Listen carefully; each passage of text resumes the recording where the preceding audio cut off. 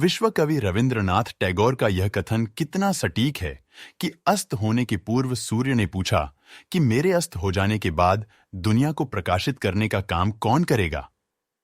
तब एक छोटा सा दीपक सामने आया और कहा, प्रभु, जितना मुझसे हो सकेगा उतना प्रकाश करने का काम मैं करूंगा। किसी ने कितना सुंदर कहा है कि जितना तुम कर सकते हो उतना करो, फिर जो तुम नहीं कर सको उसे परमात्मा करेगा।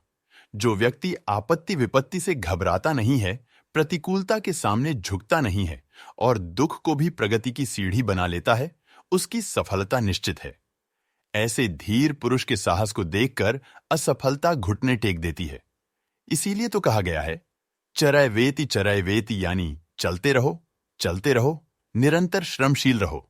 जीवन और जीवन से जुड़े विषयों पर गौतम बुद्ध का नजरिया बहुत सटीक और एकदम समझ में आने वाला ही रहा है। उन्होंने कभी किसी विषय को बहुत उलझाकर नहीं समझाया। अपने शिष्यों की सारी जिज्ञासाएं वे साधारण से उदाहरणों से ही हल कर दिया करते थे। एक बार बुद्ध से उनके एक शिष्य ने पूछा, भगवन, आपने आज तक यह नहीं बताया कि मृत्यु के बाद क्या होता है। उसकी बात सुनकर बुद्ध मुस्कुराए। फिर उन्होंने उससे पूछा, पहले मेरी एक बात का जवाब दो। अगर कोई कहीं जा रहा हो और अचानक कहीं से आकर उसके शरीर में एक जहर भरा तीर लग जाए तो उसे क्या करना चाहिए? पहले शरीर में गुस्से तीर को हटाना ठीक रहेगा या फिर देखना कि बाण किधर से आया है और किसे लक्ष्य कर मारा गया है? शिष्य ने कहा, पहले तो शरीर में गुस्से तीर को तुरंत निकालना चाहिए, नहीं तो जहर पूरे शरीर में फैल जाएगा। बुद्ध ने कहा, बिल्कुल ठीक कहा तुमने। अब यह बताओ कि पहले इस जीवन के दुखों के निवारण का उपाय किया जाए या मृत्यु की बाद की बातों के बारे में सोचा जाए? जो हमारे वश में है ही नहीं, उसका विचार ही क्यों करना?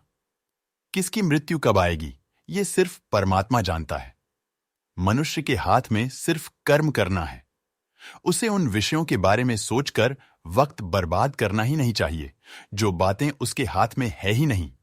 उसे सिर्फ उन बातों के बारे में सोचना चाहिए जो वो कर सकता है। शिष्य अब समझ चुका था और उसकी जिज्ञासा शांत हो गई। कहानी से सीख, मॉरल ऑफ स्टोरी, इंसान को उन बातों के बारे में सोचकर समय नहीं गंवाना चाहिए जिन पर उसका कोई जोर ना हो। हमेशा उन बातों के बारे में ही विचार करें जो आपकी परेशानियों को कम कर सके, समाज को जिससे फायदा हो या किसी इंसान की मदद हो।